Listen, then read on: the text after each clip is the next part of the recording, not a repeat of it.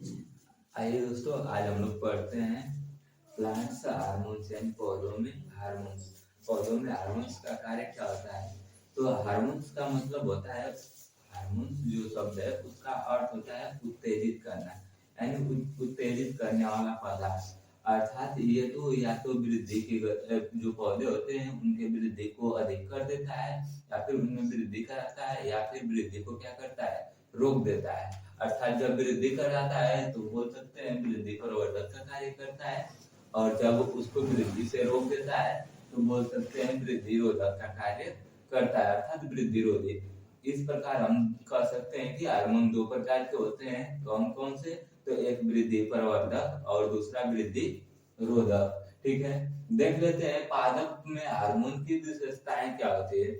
आखिर ये हार्मोन्स बनते कैसे हैं और कहाँ पर बनते हैं ना? तो जो हार्मोन्स बनते हैं वो पौधों के नई पत्तियों में, कोशिका विभाजन में, जहाँ पर कोशिका विभाजित होती है, और फलों में बनते हैं। तो हार्मोन्स कहाँ कहाँ पर बनते हैं? पौधे के कुछ निश्चित भागों में बनते हैं, जैसे फल, नई पत्तियां, और जहाँ पर कोशिका विभाजित होती है वहां पर। और विशेष प्रकार की कोशिकाओं द्वारा ये पौधे के पूरे पार्ट में संचरित होती है ना। सबसे पहले बात किया जाए कि जो ये हार्मोन्स है, हार्मोन्स का पता किस वैज्ञानिक ने लगाया था? तो स्टार्लिंग ने 1906 में लगाया था, और इन्होंने बताया था कि जो हार्मोन्स होते हैं वो पौधों के वृद्धि में या फिर उनके वृद्धि के रोधक या वृद्धि रोधक का कार्य करते हैं। इसलिए हार्मोन्स दो प्रकार के होते हैं, एक तो वृद्धि प्रवर्धक और दूसरा वृद्धि रोधक। अब ये हार्मोन की विशेषताएं क्या होती हैं? तो जो पौधों में वृद्धि होती है उस पर नियंत्रण रखते हैं। अर्थात जब पौधों में वृद्धि होती है तो हार्मोन्स जो नियंत्रण नहीं रखते तो या तो पौधा अधिक लंबा हो जाता, बहुत अधिक लंबा, हमेशा बढ़ता ही जाता है, या तो एकदम छोटा ही रहता है ना। तो इस पर नियंत्रण कौन रखता है? तो हार्मोन्स लगते हैं। निष्कासित किया जा सकता है, अर्थात जो हार्मोन्स है इनको हम पौधों से निष्कासित भी कर सकते हैं, निकाल भी सकते हैं ना। फिर इसके बाद देखा जाए तो वृद्धि प्रवर्धक तथा वृद्धि रोधक पर नियंत्रण, यानी दोनों प्रकार की क्रियाओं पर नियंत्रण रखते हैं ना। सामान्य से कम या अधिक, यानी जब हार्मोन्स पौधों में सामान्य से कम या अधिक हो जाते हैं तो जो पौधों की वृद्धि होती है या तो रुक जाती है या तो बहुत अधिक तेजी से होने लगती है। इसके बाद बात करें कि जो ये पौधों में हार्मोन्स बनते हैं वो कैसे होते हैं? तो कार्बनिक प्रकृति के होते हैं, अर्थात उसमें कार्बन की मात्रा पाई जाती है। ठीक है, अब हार्मोन्स का वर्गीकरण। हार्मोन्स तो वैसे जान चुके हम कि दो प्रकार के होते हैं। कौन कौन? एक तो वृद्धि प्रवर्धक, एक वृद्धि रोधी। तो बात करते हैं वृद्धि प्रवर्धक में, तो मुख्य रूप से 5 हार्मोन्स आते हैं। कौन कौन? जिब्रेलिन, ऑक्सिन, साइटोकाइनिन, फ्लोरिजेंस और टाउमेटिन। ये 5 हार्मोन्स वृद्धि प्रवर्धक में आते हैं, जो पौधों को वृद्धि करने में सहायक होते हैं। जैसे बात करें कि सबसे मुख्य हार्मोन इसमें से कौन सा है, तो जिब्रेलिन है ना। ये करता क्या है? तो ये पौधों के अंकुरण में और उनके वृद्धि में नियंत्रण रखता है, तो इसलिए सबसे मुख्य भूमिका निभाता है जिब्रेलिन हार्मोन। इसके बाद बात करें ऑक्सिन हार्मोन, तो ऑक्सिन हार्मोन की वजह से ही पौधे, और जिस पौधे में ऑक्सिन हार्मोन जितना अधिक है वो पौधा उतना ही अधिक ऊंचाई तक जाता है ना। जैसे आप सूरजमुखी देखे ना, सूरजमुखी का पौधा, उसमें ऑक्सीजन हार्मोन अधिक होता है, जिसके कारण वो सूर्य के प्रकाश की ओर क्या करता है? घूमता रहता है ऐसे। अर्थात जिनमें ऑक्सीजन हार्मोन अधिक रहेगा वो सूर्य के प्रकाश की ओर ऊपर की ओर बढ़ेगा ना।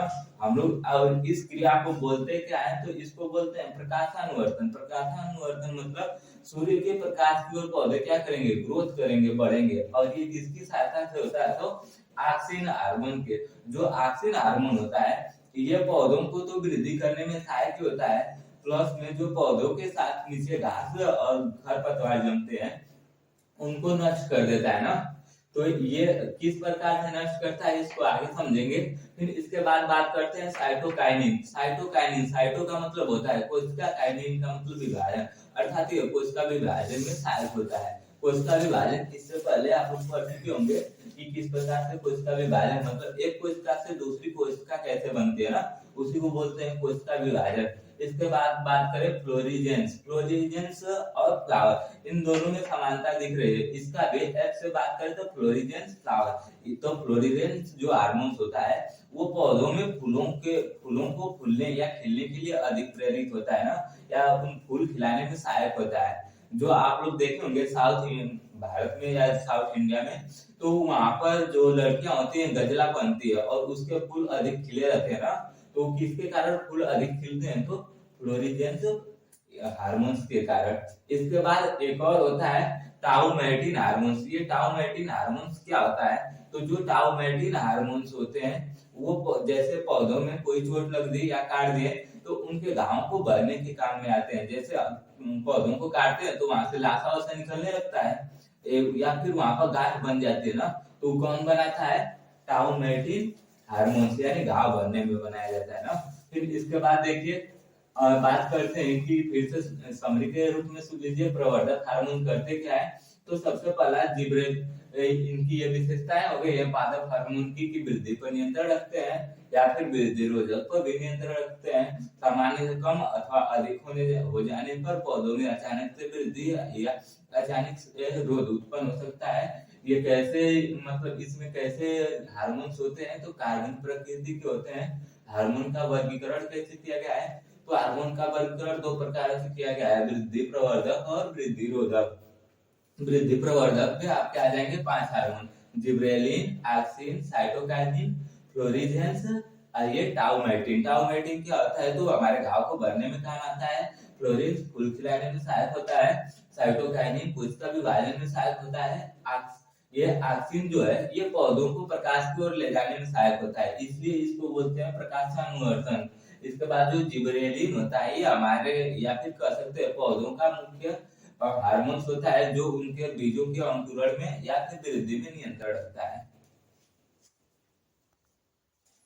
समझते हैं हम लोग ऑक्सिन हार्मोन्स। ऑक्सिन हार्मोन्स का उपयोग पहले ऑक्सिन हार्मोन्स होता है क्या है ना, तो जो ऑक्सिन हार्मोन्स होता है वो पौधों के ग्रोथ में सहायक होता है। जैसे पौधों को जो पौधे होते हैं वो सूर्य के प्रकाश की ओर गति करते हैं, ये किसके कारण करते हैं, तो ऑक्सिन हार्मोन्स के कारण। और जो पौधों की जड़ें होती हैं वो सूर्य के प्रकाश से दूर अर्थात कह सकते हैं भूमि के अंतर्गत जल की ओर भागती है। ये किसके कारण होता है, तो ये ऑक्सिन हार्मोन्स के कारण ही होता है।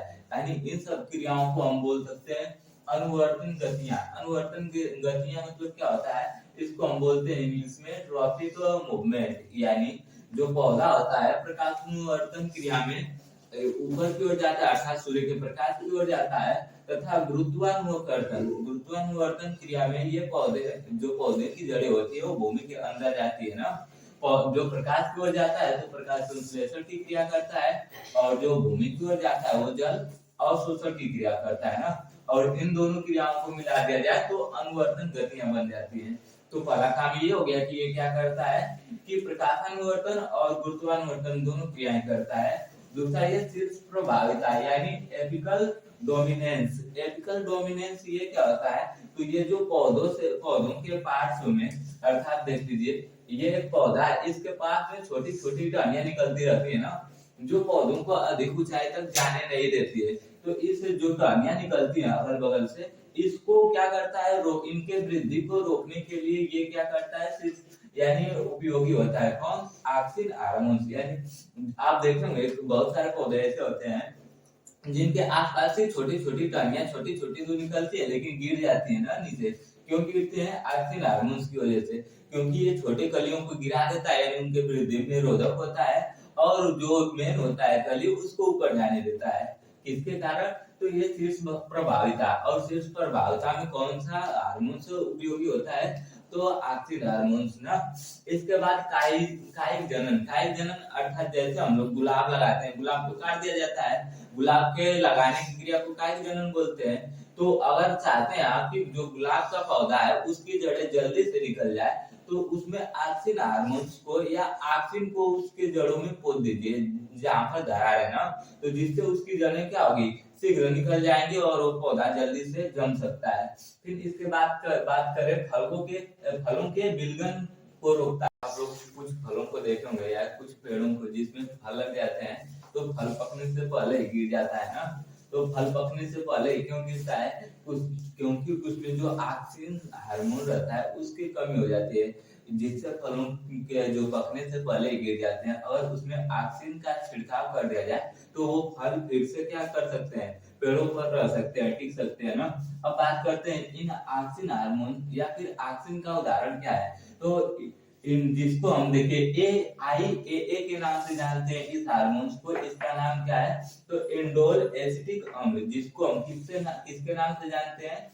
IAA के नाम से जानते हैं। दूसरा हार्मोन होता है इसमें इंडोल ब्यूटायरिक अम्ल, जिसको IBA से इसका नाम जानते हैं। और इसके बाद होता है इंडोल पायरुविक अम्ल, इसको IPA से जानते हैं ना, यानी इसको शार्ट फॉर्म में क्या बोला जाता है? IPA।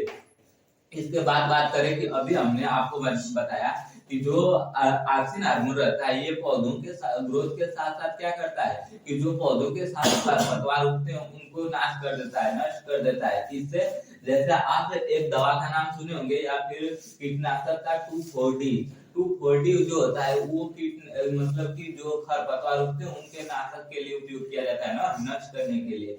और इसका पूरा नाम होता है 2,4 डाइक्लोरोफिनाक्सी एसिटिक अम्ल, 2,4 डाइक्लोरोफिनाक्सी एसिटिक अम्ल, जिसको शॉर्ट फॉर्म में 2,4-D भी बोलते हैं, जो खरपतवारों को नष्ट करने में एक उपयुक्त दवाई भी होता है। ठीक है, बाकी नेक्स्ट क्लास।